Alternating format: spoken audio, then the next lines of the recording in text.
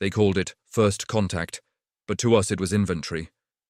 From the observation dais of the Galactic Council flagship, the human vessels drifted like museum pieces, 67 heat signatures against a backdrop of our 10,000-ship procession.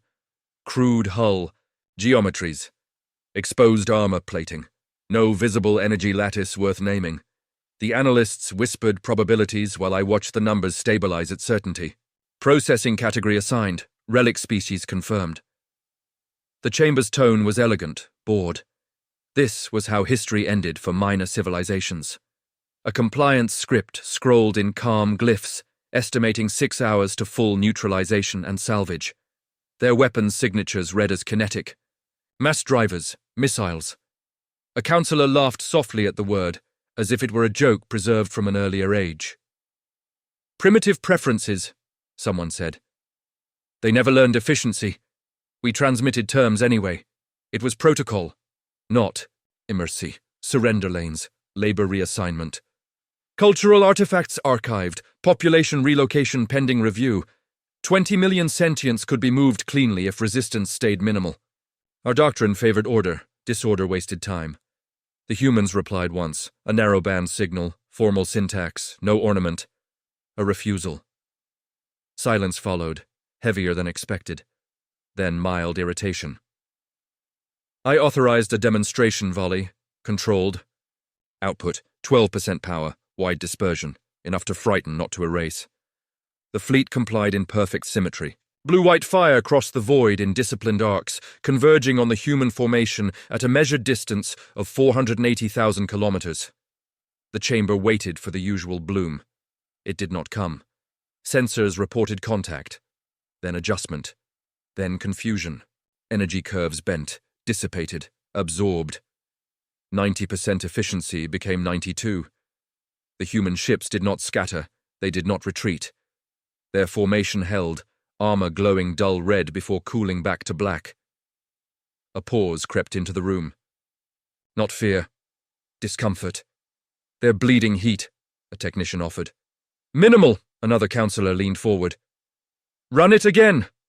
We increased output to 18%. The results stabilized faster this time. The humans logged the impact, recalibrated, and continued forward at a steady acceleration. No counterfire, no signal. Just motion.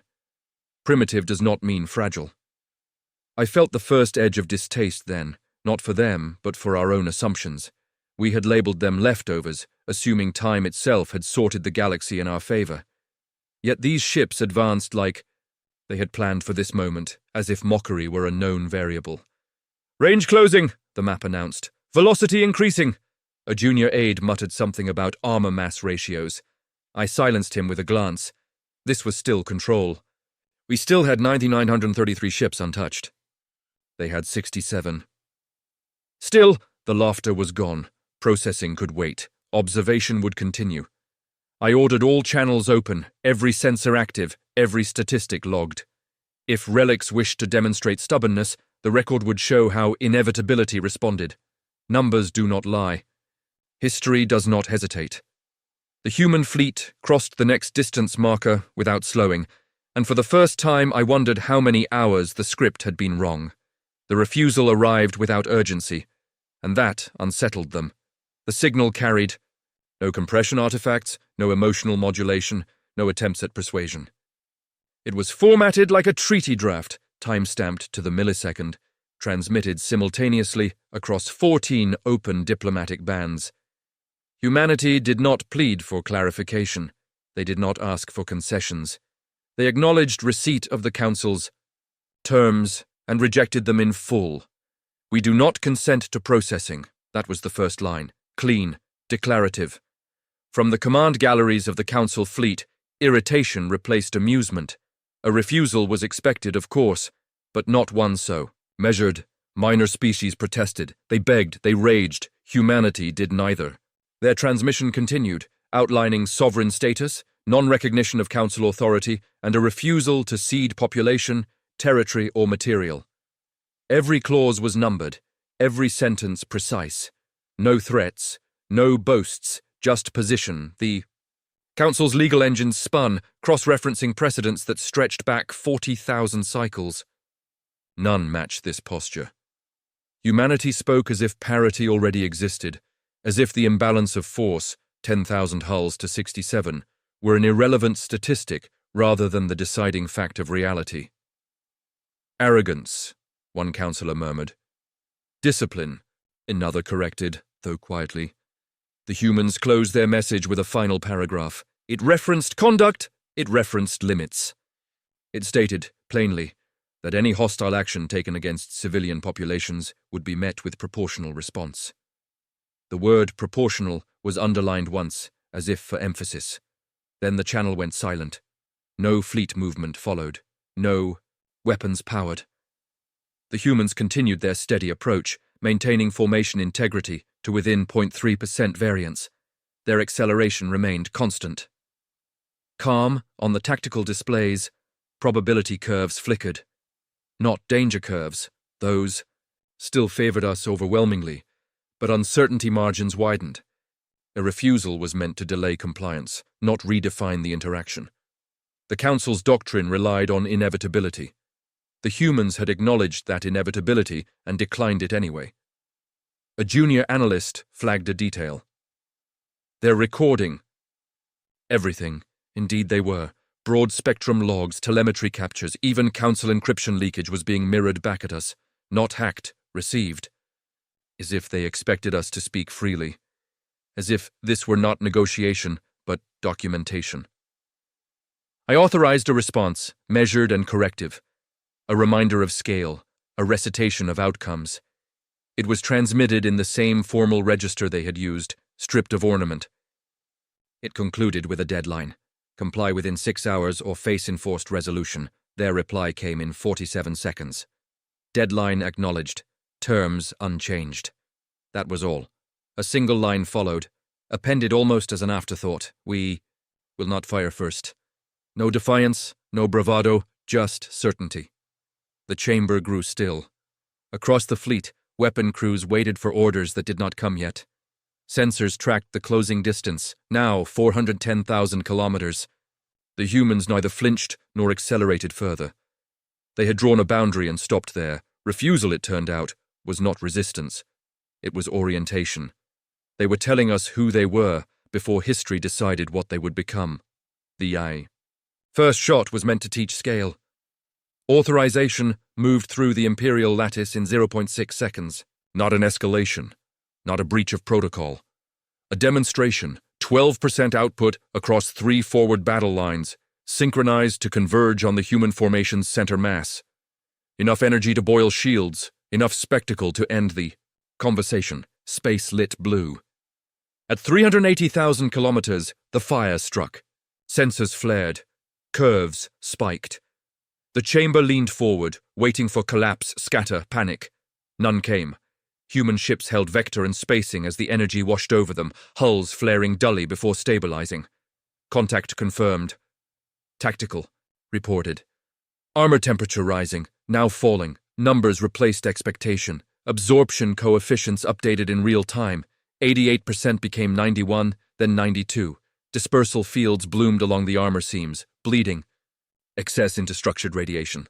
What remained grounded into layered mass plating, thick enough to drink heat and give nothing back. They didn't dodge. They endured. A second volley followed at 15%. Tighter focus. Same result. Faster correction. Human telemetry showed. Internal systems untouched. No loss of thrust, no formation drift beyond 0.2%. They advanced another 12,000 kilometers while under fire, acceleration unchanged. This is inefficient, a councillor said, and for once it was not mockery. We adjusted again. Frequency shifts, phase modulation, exotic harmonics designed to shred reactive matter. The energy struck and slid, refracted along hull geometry clearly shaped for this exact interaction. Someone had modeled our weapons. Someone had planned for them. A technician spoke too quickly. They're learning. No, that was wrong. They already knew. Human ships began broadcasting impact data openly, not taunts. Raw figures, time to dissipation, thermal load curves. Armor recovery intervals measured in seconds. They weren't hiding resilience, they were quantifying it, as if inviting verification. Processing estimates revised themselves downward, then froze, unable to reconcile inputs. At 20% output, we expected casualties. We logged none. 0 hull breaches, 0 propulsion loss, even external scoring was superficial. Their armor was ugly, layered, unapologetically physical. It behaved like mass should behave when it refuses to move. Primitive does not mean delicate.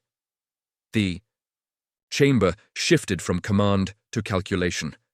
This was no longer a lesson, it was a problem. Energy doctrine assumed dominance through elegance, overwhelm shields, burn systems, force surrender. Humanity had removed the first step entirely. They're forcing us closer, someone realized. Yes. By not burning, they denied us distance. A final controlled barrage went out. 22%, the upper bound of restraint. The humans responded. At last, not with fire, but with a message packet synced to impact. Measured, logged, understood. A pause. Then one standalone line transmitted across every open channel. You may stop now. Silence followed. Weapons crews awaited orders that stalled in the lattice. The range ticked down to 340,000 kilometers. Human ships continued forward, armor cooling, formation intact, numbers steady. Energy fire had failed to teach scale. Instead, it had taught limits, and for the first time, inevitability began to feel like an assumption rather than a law. Distance had always been our ally. Doctrine said space was a cushion, a place where elegance multiplied advantage. Engagement ranges were measured in hundreds of thousands of kilometers for a reason. We killed before being touched. That was how order preserved itself, then the humans accelerated. No flare of bravado preceded it, no warning. Their drives simply deepened in tone. Signatures sharpening as output climbed past what we had assumed possible for such mass-heavy hulls. The tactical map recalculated in visible steps as their vectors shortened, engagement envelopes collapsing, like folded paper. Acceleration spike, sensors reported. Sustained. They went from steady advance to decisive closure in under 30 seconds. Velocity climbed through fractions we tracked out of habit, 0.2 c, 0.18 c, then stabilized at 0.3 c without structural shear. Formation variance tightened, not loosened. 67 ships moved as one body, every course correction mirrored within 0.1 seconds. Under fire, we responded as doctrine demanded. Lateral repositioning, layered withdrawal. Forward elements peeled back to preserve firing arcs. But our fleet was built for dominance at range, not retreat under pressure. 10,000 ships meant depth, but also inertia. They exploited it immediately. Human, vectors cut diagonally across our front lines, forcing turn commitments. Command ships ordered realignments that overlapped, traffic density spiking beyond optimal thresholds. Spacing errors appeared, small at first, then compounding. A fleet that had never been rushed began to trip over its own precision. Range. Collapsing faster than projected, an aide said. Numbers rolled. 10,000 kilometers. 270,000. The humans did not slow. Energy fire continued, but its geometry degraded as our formations bent. Shots meant for clean lanes bled into crossfire risk zones. We throttled output to avoid friendly damage. They noticed. Human. Ships angled inward, compressing the approach, using our hesitation as leverage. Their armor took the stray hits without comment. Heat signatures flared and vanished. The distance kept shrinking. They're bringing the fight where elegance fails. A counselor demanded explanation. I had none that fit doctrine. This was not recklessness. Acceleration was being used as control, not aggression. By forcing proximity, they dictated timing, angles, even our restraint. At 220,000 kilometers, the first Imperial line broke cohesion. Not collapse, nothing so dramatic, but a ripple of misalignment. Course corrections lagged by seconds instead of milliseconds. Enough. A standalone human transmission cut across the noise, brief and unadorned. Range favors the prepared. It landed like a diagnosis. We attempted a full lateral spread, but the order propagated unevenly. 10,000 hulls could not pivot like 67. The humans surged again, shaving another 40,000 kilometers in moments, threading through the gaps we had created ourselves. They weren't chasing ships, they were collapsing space. On the tactical display, our clean arcs warped into cluttered spirals. Fire control solutions degraded. The humans, by contrast, gained clarity with every kilometer closed. Their sensors sharpened. Their firing windows multiplied. I realized then that acceleration was not a phase, it was the strategy. A final update scrolled in, quiet and merciless. Minimum effective range approaching. Weapons crews across the fleet reported readiness that felt suddenly theoretical. The humans eased off their thrust by a fraction, settling into the new geometry they had forced upon us. The distance that had once protected us was gone, replaced by a proximity we had never planned to survive. They had not rushed. They had arrived. The first human shot arrived without spectacle, no warning flare. No rising crescendo, just a sudden absence on the tactical map where an Imperial capital ship had been. One moment it held formation at 180,000 kilometers. The next, its core mass inverted under kinetic impact, armor folding inward as if reality had been struck with a hammer. Railgun. The word propagated late, chasing the result. Human fire came in layers. Hypervelocity slugs first, timed to the millisecond, crossing the remaining distance in under 2 seconds. Each round carried no signature until impact. Mass accelerated to relativistic thresholds that ignored shields by treating them as atmosphere. The capital ship's spine fractured. The hull followed. Debris expanded in a cone that tore through 2 escort cruisers behind it. Contact loss, Tactical said flatly. A-1 command hull. Time to kill, 1.8 seconds. Then the missiles arrived. They did not swarm. They selected. Human targeting solutions ignored escorts, ignored decoys, ignored anything that was not command, power, or fire control relevant. Missiles arced through disrupted formations, adjusting course with calm inevitability, detonating inside hangar bays and reactor throats. Mass met mass. Elegance failed. Within the first 60 seconds, 7 Imperial capital ships went dark. Not burning, silent. Their command nodes erased so completely that fleet coordination lagged behind reality. Orders issued to ships that no longer existed. We attempted counterfire. It scattered. Close range destroyed geometry. Our energy weapons, designed for sweeping arcs, could not track slugs that did not glow. Railgun rounds did not announce themselves. They simply arrived. Human cadence was precise. Fire. Pause. Assess. Fire again. No wasted motion.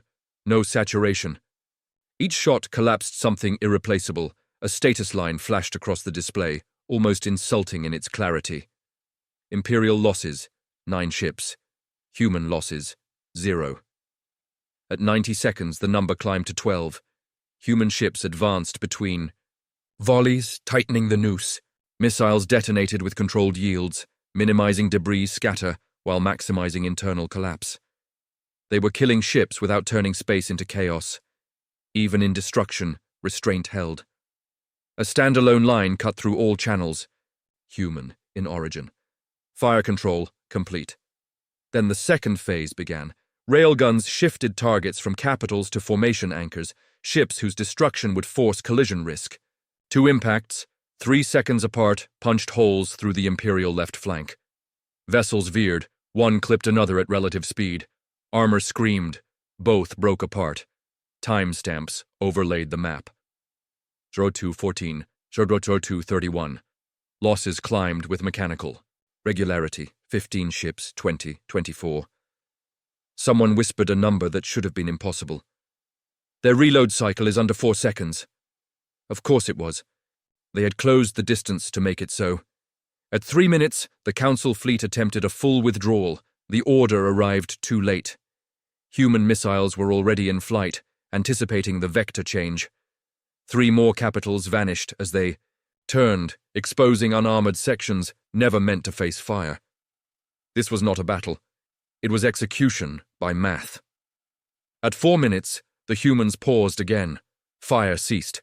Missiles self-terminated. Railgun capacitors spun down audibly on our sensors. The silence was deliberate. A final tally stabilized on the display: 29 Imperial ships destroyed, 0 human losses. Engagement time: 4 minutes, 12 seconds. The human fleet held position in the wreckage they had carefully limited.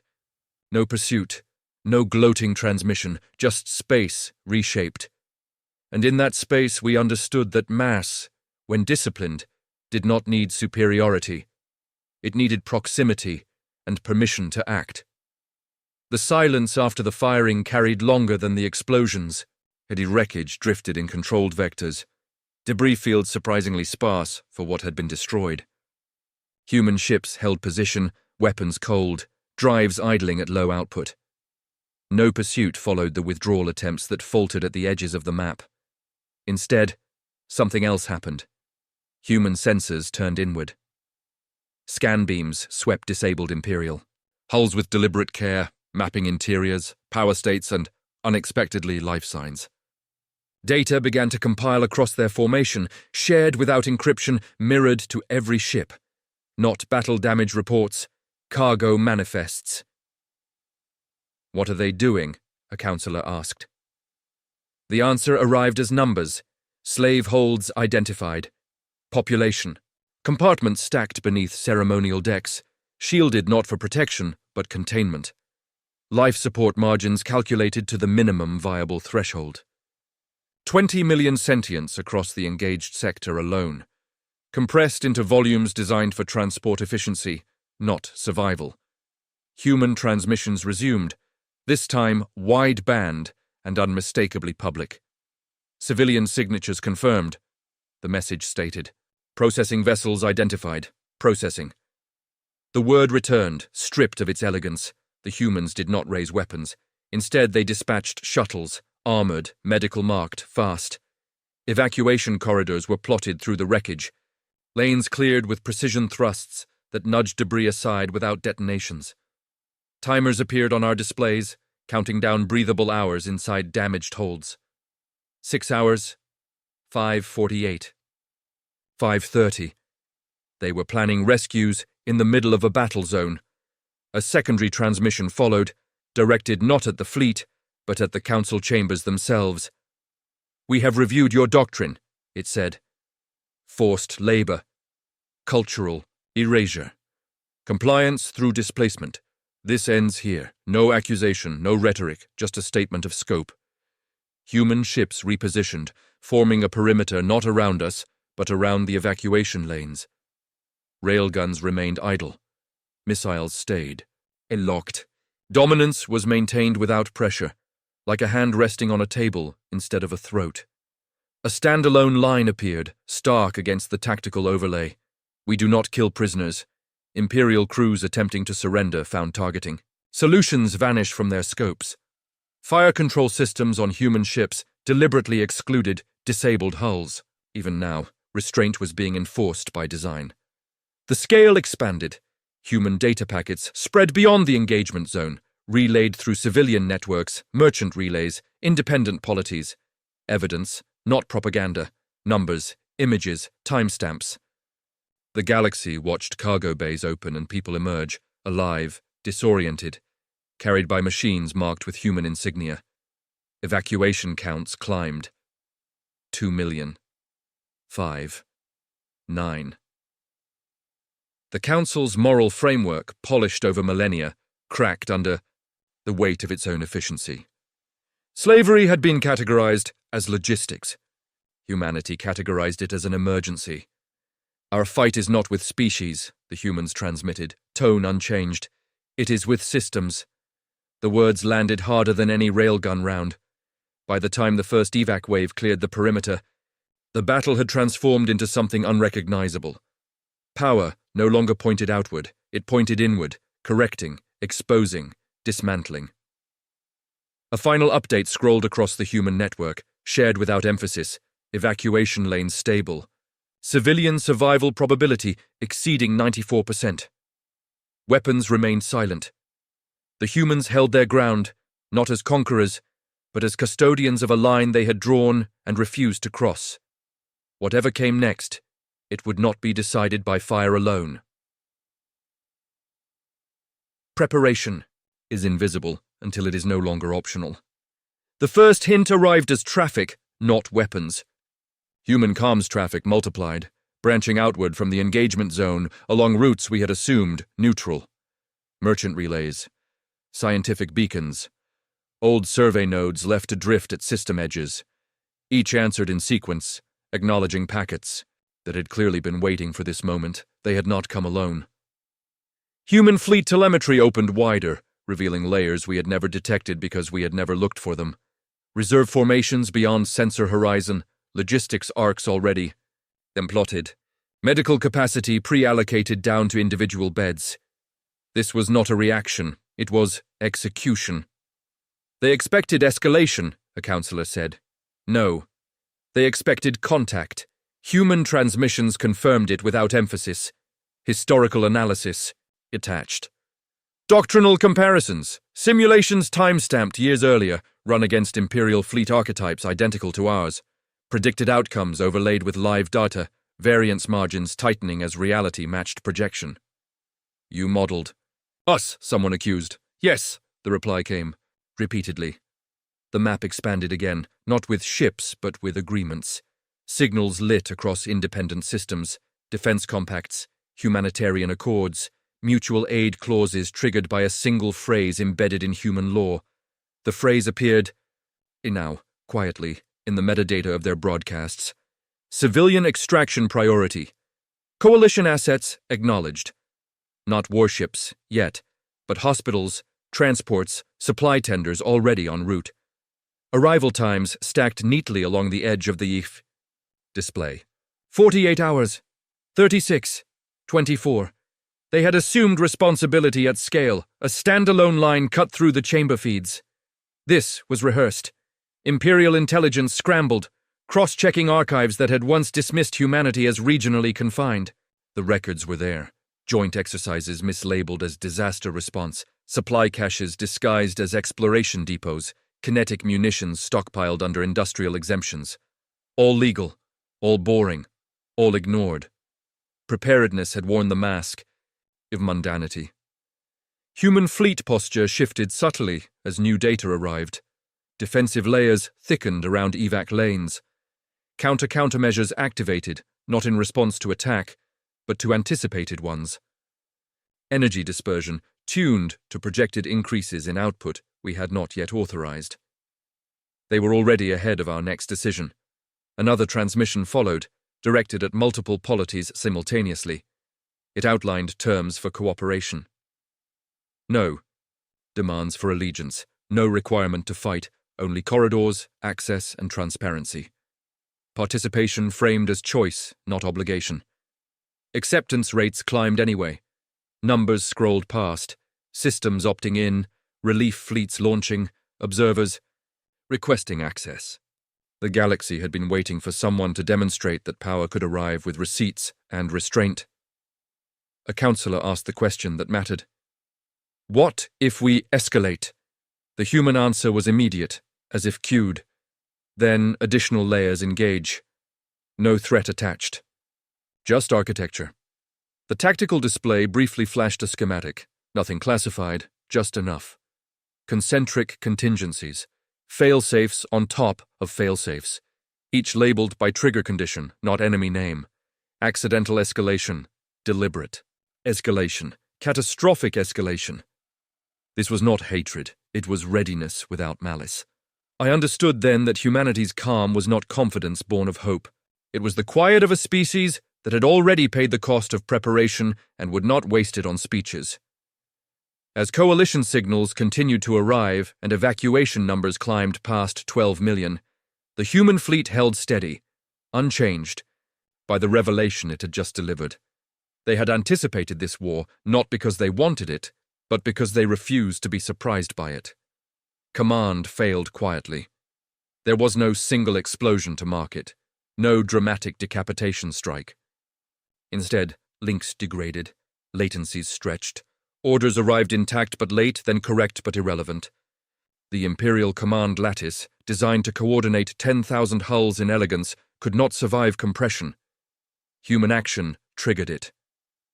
At precisely 0:00 on their internal clock, the humans initiated what their telemetry labeled Phase C. Not an attack. A sequence. Sensors flared as targeted emissions swept across our formation. Narrow, disciplined, tuned to command and control frequencies we had assumed secure. Not jamming.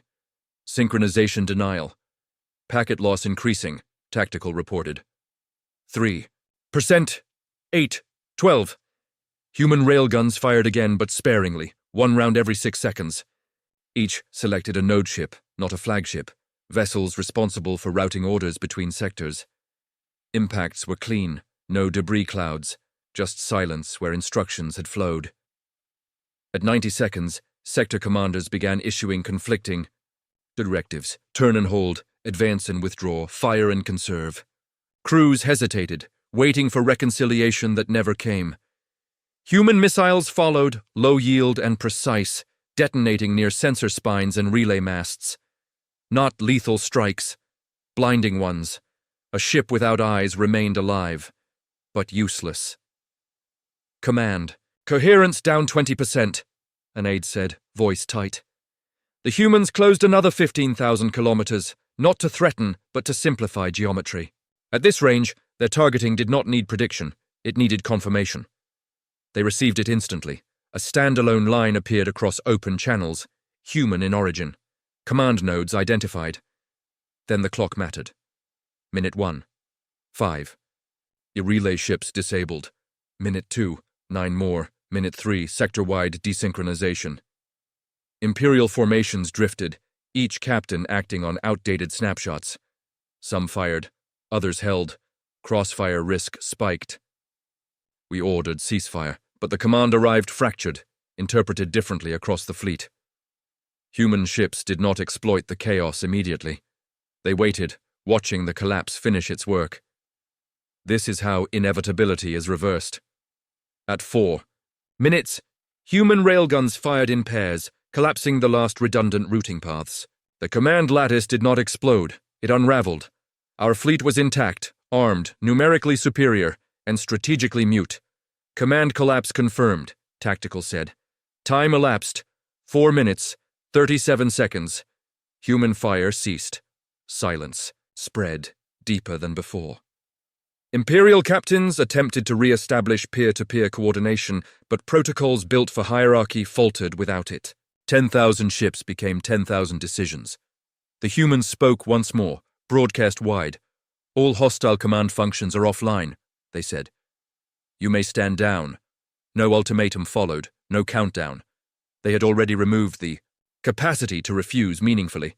A counselor slammed a hand against the console. We still have weapons! Yes, I said, and the word tasted wrong, but not direction. On the tactical display, a new overlay appeared, human-generated, shared openly. It mapped our fleet by status: active, disabled, surrender signaled. Numbers updated in real time as crews chose survival over confusion. Surrender beacons began to light. 1, then dozens, then hundreds. Human ships adjusted fire control again, excluding surrendering hulls automatically. Railguns remained charged, but idle. Missiles stayed locked in their tubes, dominance held without pressure. By minute 6, Imperial resistance existed only in pockets. Isolated ships firing blindly, quickly overwhelmed by restraint rather than force. Boarding was offered, medical aid followed, no executions, no reprisals. The final tally stabilized with clinical clarity. Command effectiveness reduced to 0. Human losses unchanged. The humans did not cheer, they did not advance further. They held the space they had taken, steady and unshakable, as if the outcome had been expected all along. Command had not been defeated by fury, it had been rendered unnecessary by competence. Power spoke last, and it spoke softly. The human fleet did not tighten its perimeter after command collapse.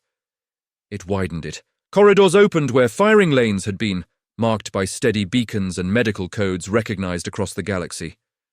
Boarding craft moved with deliberate restraint, docking. With disabled hulls, only after confirmation of surrender signals. No ship was fired upon once it stood down. Human transmissions shifted tone, Not warmer, not colder, simply procedural. Terms were issued in clear sequence, translated into every known imperial dialect. Weapons safeties engaged. Command officers. Separated from crews. Medical triage conducted first, rank irrelevant. Prisoners logged by name and role, not by species. A standalone line carried across the channels, unadorned. Survival is available to all. Imperial captains hesitated, waiting for deception that never arrived. The humans did not demand loyalty, oaths or territorial concessions. They demanded accountability. Officers tied to processing operations were flagged automatically as evidence packets compiled themselves. Orders signed, manifests approved, timelines matched to civilian casualties. Trials were announced, not summary judgments, not vengeance.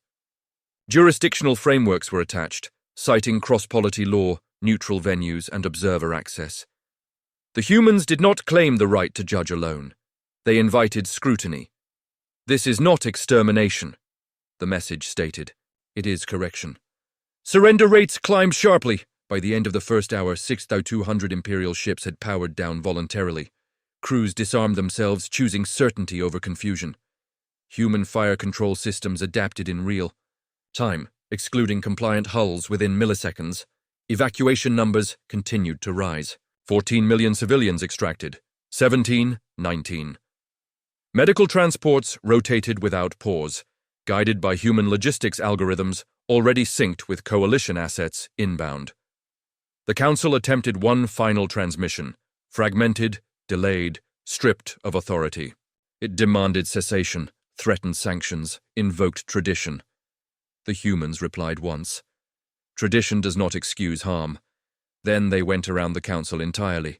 Public packets flowed outward, carrying evidence and terms simultaneously. Systems long bound by imperial convenience received clear options. Continue under structures now exposed, or participate in restructuring overseen by neutral bodies. No deadlines, no coercion. Just a path forward, illuminated by data. Another standalone line appeared. Stark and deliberate. Justice follows dominance. Political gravity shifted perceptibly. Independent worlds acknowledged receipt. Some immediately, suspended council ties. Others requested mediation. A few attempted silence, only to find silence ineffective in a galaxy now watching. Human restraint was not passive. It was enforced. Ships that attempted to flee processing evidence were intercepted, not destroyed. Drives disabled, crews detained intact. No escape without consequence, but no punishment without process. I observed from the shattered remains of authority, understanding at last what had been taken. Not territory, not fleets, legitimacy. The humans did not replace the Empire. They hollowed it out, leaving structures intact long enough to be examined, judged, and dismantled where necessary. Power was not seized. It was redistributed under supervision. By the end of the 6th hour, evacuation probability crossed 96%. Civilian deaths stabilized at 0 post-collapse. Human losses remained unchanged, an absence that spoke louder than celebration. The final, human transmission of the phase was brief. Hostilities concluded. Reconstruction begins. No anthem followed. No victory parade. The fleet maintained position as coalition observers arrived, as courts were convened, as systems recalculated their futures without imperial inevitability. Mercy had not weakened them. It had clarified who now set the terms. The fleet held its formation, quiet and precise, as if victory had been nothing more than a rehearsal. Sensors swept beyond the cleared sectors, mapping wreckage, evac lanes, and freed populations. But then, an anomaly appeared. Faint, distant. A signal rising from the outer rim. Not human, not imperial. Something else. It pulsed slowly, rhythmically, across multiple spectra, gravitational, subspace, thermal. None of the patterns matched any recorded civilization. No signatures in archive databases. The signal moved, but not linearly. It shimmered like a living pulse, almost aware, almost intentional. Every attempt to triangulate it produced new coordinates, every calculation altered by the signal's subtle interference. Unknown origin, the tactical officer said. Magnitude? Exceeds anything in the sector. Human ships adjusted formation automatically, not defensive, not aggressive, but disciplined. Drives aligned to a vector beyond engagement zones, anticipating trajectories impossible to predict with conventional models. Evacuation corridors remained secure. Rescue operations continued. Logistics continued. Discipline persisted. A standalone line appeared on the main channel. We are not unprepared. Yet they had no data beyond a pulse. No comprehension of motive, mass, or scale. Just the acknowledgement that it existed, and that humanity would meet it as deliberately as they had met the Empire. The pulse expanded. Subspace readings suggested mass approaching tens of thousands of kilometers in effective radius, yet curvature anomalies implied dimensions beyond known physics. Energy readings fluctuated between near zero and levels capable of regional destruction, all within minutes. Sensors began logging numbers almost by themselves, filling the network with live statistics. This is beyond anything catalogued, a junior analyst muttered. Beyond even the models from last century. The humans did not panic. They did not send diplomatic signals. They prepared. Survey craft extended arrays. Defense drones powered up, calibrated to respond to unmeasured vectors. Fleet AI coordinated predictive maneuvers across 67 warships, not by reacting, but by calculating contingencies 3 steps ahead. Every possible engagement vector simulated in seconds, redundant protocols queued for immediate deployment. Human commanders conferred silently through encrypted links, tone surgical, decisions measured, calculations displayed, predicted mass, projected trajectory, potential hazard to evac corridors, projected disruption to coalition logistics. Probabilities updated in real time, no estimation without quantification. Then the pulse split.